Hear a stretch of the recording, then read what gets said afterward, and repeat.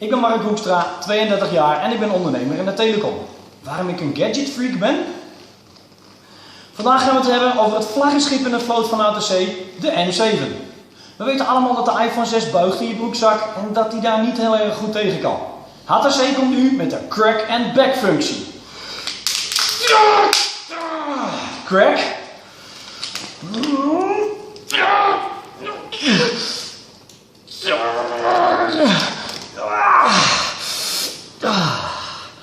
En back. Wauw.